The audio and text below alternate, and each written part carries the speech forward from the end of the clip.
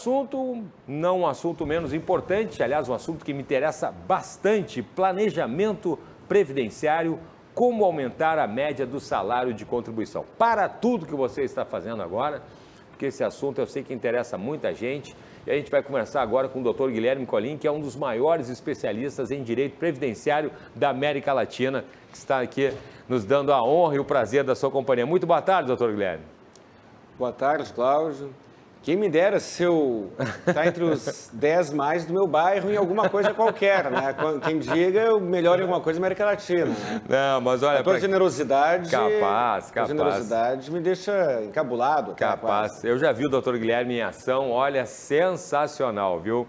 Nós já falamos aqui sobre planejamento previdenciário em entrevistas anteriores com o Dr. Guilherme, e uma delas foi falado sobre a possibilidade, preste atenção, de se excluir as parcelas mais baixas para se elevar o valor do cálculo do benefício. Hoje a gente vai falar especialmente sobre esse assunto, porque a reforma previdenciária ela trouxe algumas poucas vantagens para os segurados e essa foi uma delas. A entrevista de hoje é de vital importância, então, para quem já cumpriu, preste atenção, ou está prestes a cumprir um número mínimo de 180 contribuições e ainda não se aposentou.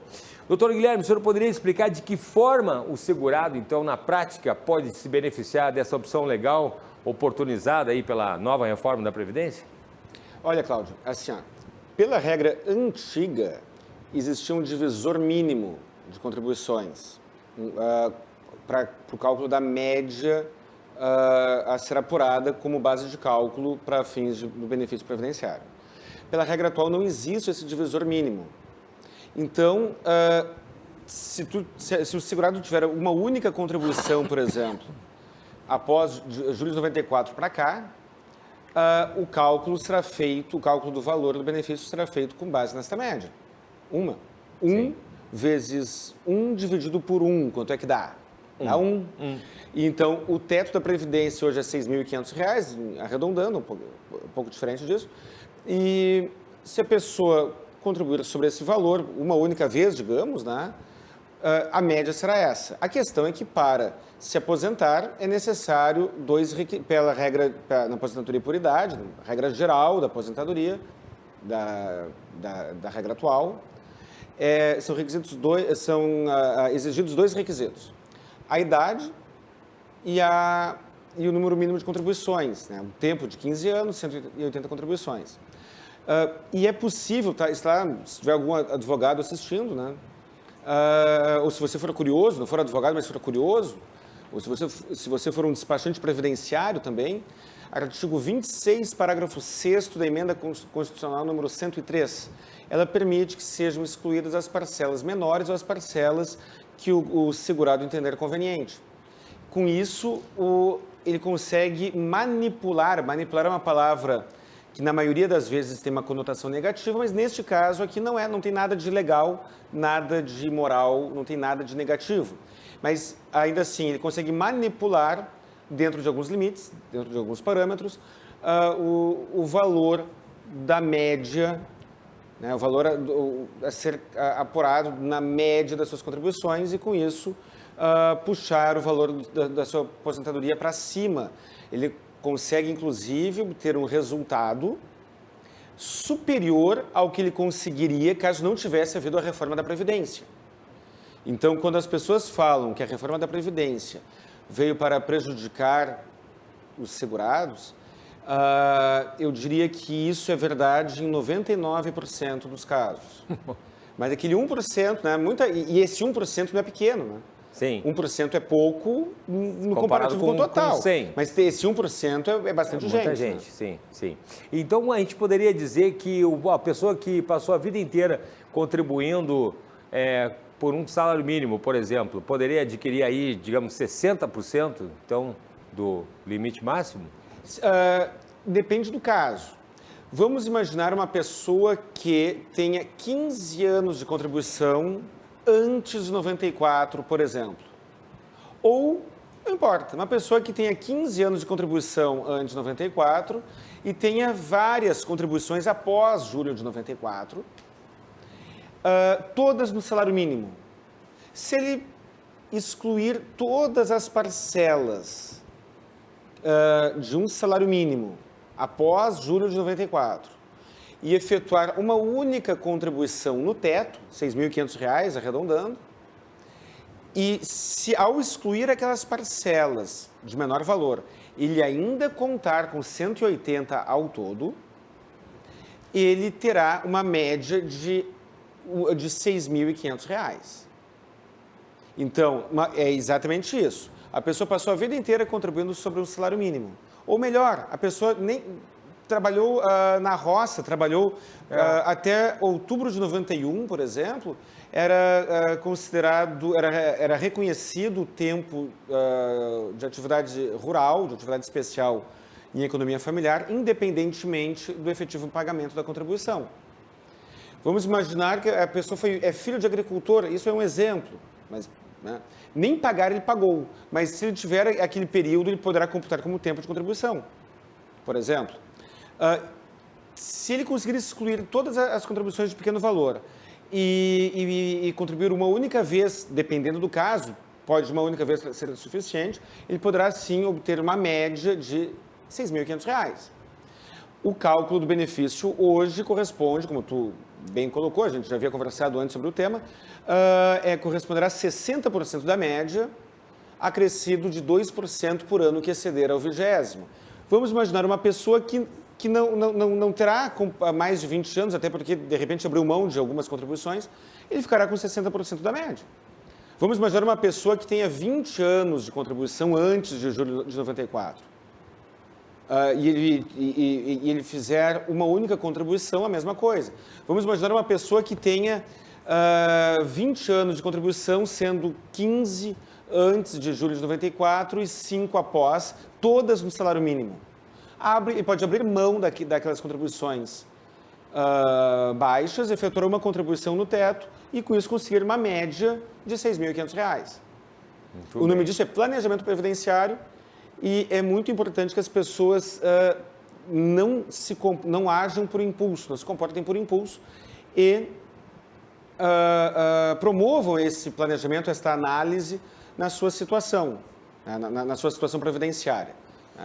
É muito diferente a pessoa viver a sua velhice ganhando um salário mínimo ou ganhando R$ 6.000, R$ 6.500. É verdade. Desculpa, 60% de R$ 6.000. 60% de R$ 6.000, é verdade. E quais são os requisitos hoje, doutor Guilherme, para uma aposentadoria comum? Hoje, pela regra de transição, artigo 18 da emenda constitucional número 103, 180 contribuições e 65 anos para o homem. E para as mulheres, a regra geral, a regra definitiva será 62 anos de idade. Essa será a regra definitiva.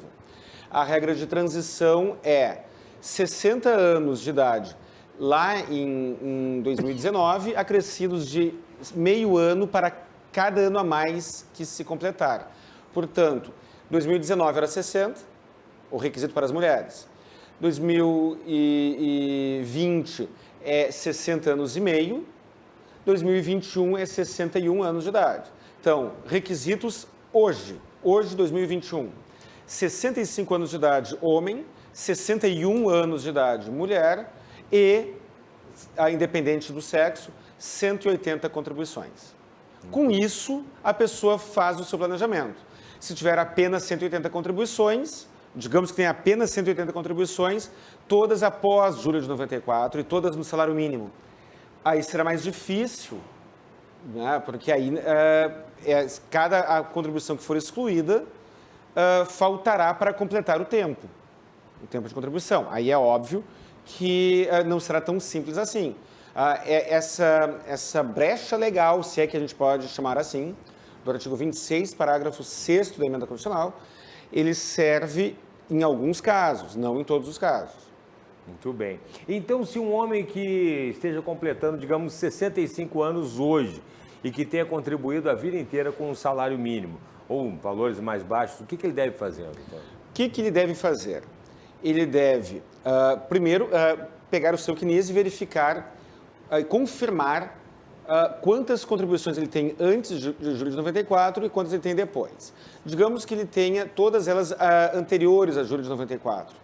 ele tem que pagar uma contribuição, uma única contribuição no teto e encaminhar a sua aposentadoria. Digamos que ele tenha algumas contribuições após julho de 94. E digamos que ele tenha apenas 180 contribuições. E se ele tiver condições financeiras, a minha dica é que ele comece a pagar no teto e quando atingir 180, atingir um número tal de contribuições que permita que ele exclua as pequenas e sobre apenas contribuições altas após julho de 94, que aí então e somente então ele encaminha a sua aposentadoria. Muito bem. E isso vale para aposentadoria por invalidez também, doutor? A lei não veda. A lei não veda a aplicação desta regra para a aposentadoria por invalidez.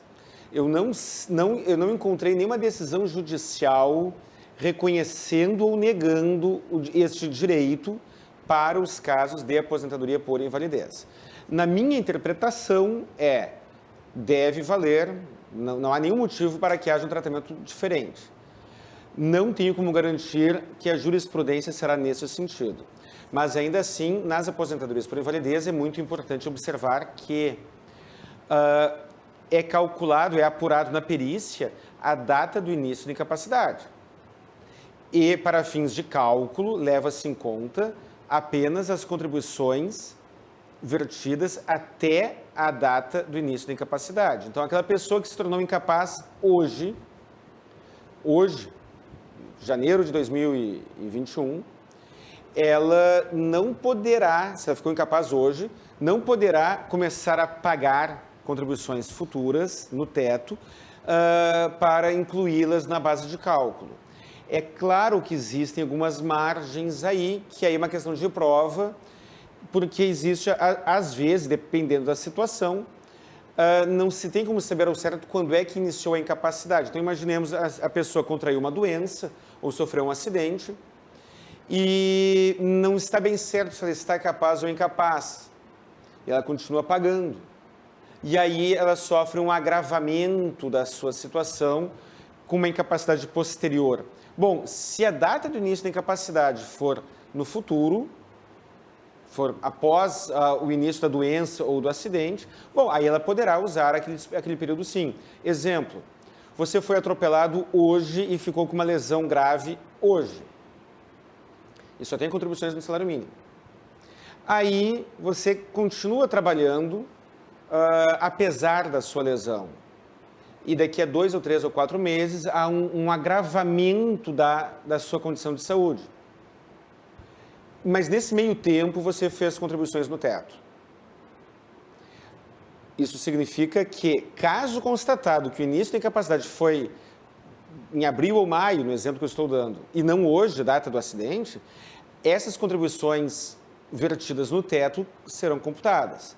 Porém, ainda que você formule o pedido lá em maio de 2021, maio, junho, julho de 2021, e a perícia constatar que a incapacidade ocorreu em janeiro de 2021, as contribuições de janeiro para frente não serão computadas.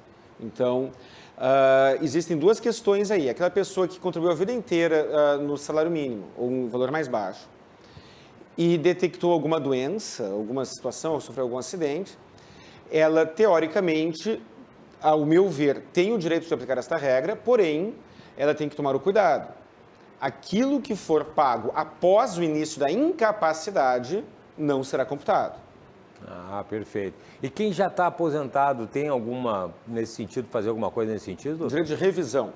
A pessoa que se aposentou após novembro de 2019, que se aposentou após novembro de 2019, e não usufruiu desta possibilidade de afastar as contribuições pequenas e que, caso as tivesse afastado, poderia puxar a sua média para cima, ao meu ver, isso não é pacífico na jurisprudência porque estamos numa situação nova, mas, ao meu ver, ela tem direito à revisão do benefício pelo seguinte: se você for advogado, estiver em casa, a dica de argumento para utilizar. O INSS tem a obrigação de fornecer o melhor benefício, ou seja, o segurado tem o direito de procurar o INSS sem fazer o planejamento e o INSS tem a obrigação de detectar qual é o melhor benefício diante daquele contexto e aí, então, oferecer essa possibilidade para o segurado. O INSS não costumava fazer isso, muito embora ele tenha a obrigação de fazer, tem muita coisa que o INSS tem a obrigação de fazer e não faz, né? Então, a aplicação da regra do melhor benefício muitas vezes não é observada. Então, se você já se aposentou e se você teve a sua aposentadoria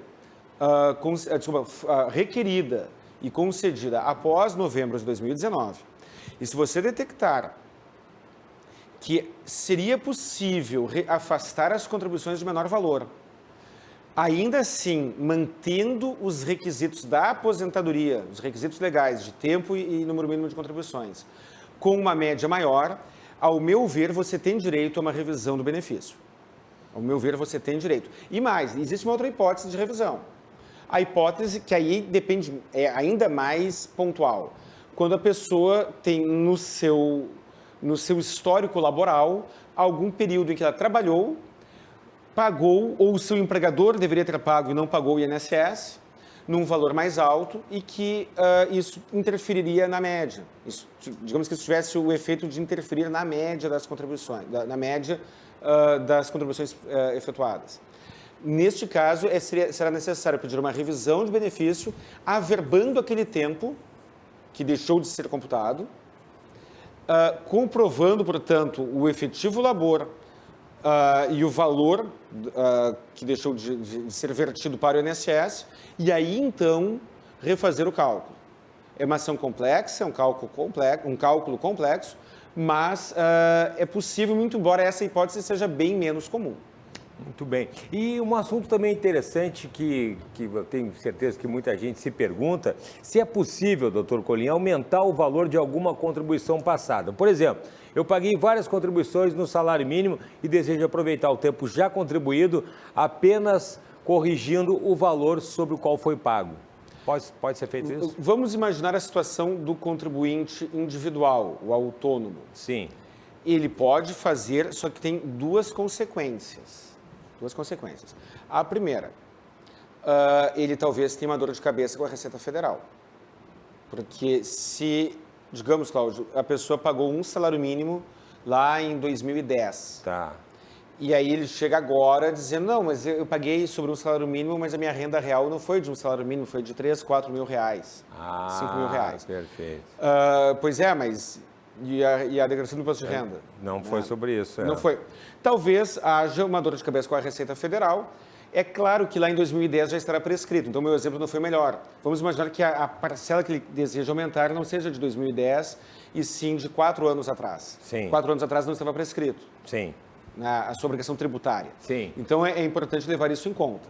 Talvez valha a pena. Ele efetua essa discussão, paga o que faltou, vai sofrer um processo, uma cobrança da Receita Federal e paga também o que ficou devendo para a Receita Federal. Talvez valha a pena. Só que não basta pagar, é preciso comprovar os fatos alegados. Quando a pessoa efetua o seu pagamento sobre um salário mínimo, ela está dizendo que trabalhou naquele mês e que a sua renda foi de um salário mínimo. Sim. Se ele no futuro disser, não, mas eu me enganei, eu paguei sobre um salário mínimo, mas eu não ganhei um salário, eu ganhei 5 mil reais. Ele terá de provar isso. Ele corre o risco de não conseguir provar. Esta comprovação não pode ser meramente testemunhal.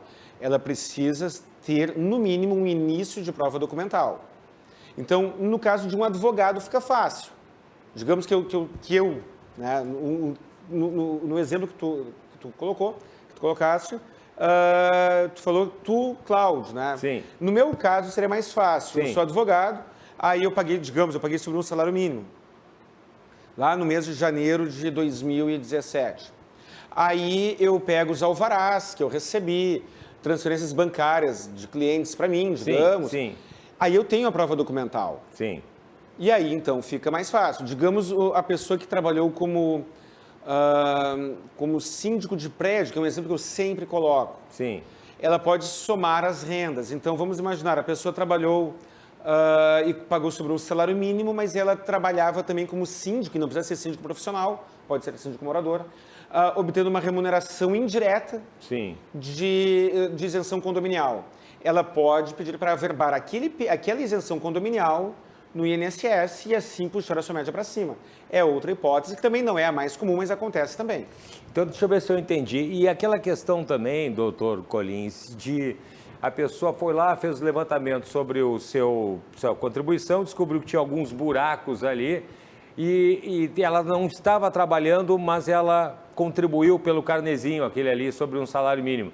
Ela pode pagar isso agora ou ela tem que comprovar que ela estava trabalhando? Assim, olha, Cláudio, existe a figura, eu não sei se eu entendi bem a pergunta, tá? Sim. Se não respondi, tu me corrija. Vamos lá. Existe a figura do contribuinte individual e do contribuinte facultativo.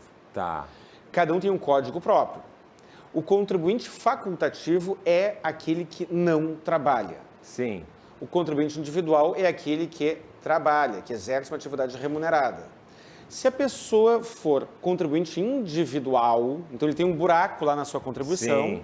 tem uma brecha lá Um ano. Um ano, digamos, e ele não trabalhou durante aquele período. Tá. Se ele não trabalhou, ele não pode contribuir como contribuinte individual. Mas ele poderia ter contribuído como contribuinte facultativo. Só tem um detalhe.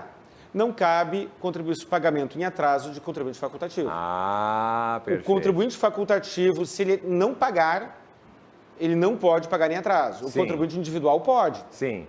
Então ele teria que esperar mais um tempo, então, pagar como facultativo mais um tempo, então. Exatamente. Se faltou um ano, ele paga como facultativo, sem trabalhar, paga como facultativo mais um ano, então, para preencher. O ruim é que esse tempo que ele espera, vamos imaginar o caso, o exemplo daquela pessoa que tem 65 anos de idade, ou seja, o requisito de idade ele já contribuiu. Já contribuiu, tá. Mas ele não tem as 180 contribuições ou não tem as 180 contribuições no valor bacaninha ali, no valor que interessa. Que interessa. Ele vai precisar verter novas contribuições e durante esse período ele não vai poder se aposentar, então ele não vai receber a aposentadoria. Então a gente tem um fluxo de caixa com dois vetores ruins. Perfeito. O dinheiro que sai do bolso e o dinheiro que deixa de entrar. Sim. Isso é o preço que se paga por não ter tido a previdência pessoal, né? Exatamente, planejamento. O planejamento prévio, né? A previdência social, a palavra previdência não é apenas para aposentadoria, né? A pessoa previdente é aquela que prevê, ou tenta prever, ou tenta se antecipar aos eventos futuros, né? Muito bem, doutor Guilherme Não Collins. estou aqui dando lição de moral, xingando ninguém. Não, mas capaz, a realidade é essa. Como é que é? Caldo de galinha, canja, né? E prudência ali, planejamento, não faz mal a ninguém. E é importante você, se tiver dúvidas, contratar um profissional, assim como o doutor Guilherme, para tirar suas dúvidas. Esse, Cláudio, essa é o melhor conselho. Procure um profissional. Um profissional de sua confiança, um profissional que seja indicado, um profissional qualquer, mas tente procurar um profissional. O profissional se paga. Sim. Ele se paga, ainda que seja para você saber que não tem o que fazer. Sim, mesmo que, olha, é isso aqui mesmo, até para isso. Porque muitas vezes, né, doutor Guilherme Collins, a gente já repetiu isso aqui, é uma questão literalmente de vida. Sim. Então, de repente, ali você vai deixar de ganhar ali R$1.000, R$2.000 para o resto da sua vida. R$1.000, R$2.000 a mais, né? A mais para a sua vida inteira. Então, não é brincadeira, não. Doutor Guilherme, quem tem dúvidas, por favor, endereços, telefones? Estou à disposição no telefone 51 32 28 12 19, telefone fixo. No celular e WhatsApp 51 99985 7991. Redes sociais CRJ Advogados no Facebook e no Instagram. E no meu canal do YouTube, que é o Saiba Direito, onde esse vídeo será carregado. Aí esse vídeo vai ser carregado semana que vem e nós temos hoje o da semana passada. Exatamente. Muito bem. Doutor Guilherme Collins, sem sombra de dúvida, um dos melhores advogados da América Latina, meu amigo. Esforçado. Eu recomendo, muito esforçado, e eu recomendo e assino embaixo. Obrigado, doutor Guilherme. Até semana que vem. Eu que agradeço, Cláudio. Um grande abraço.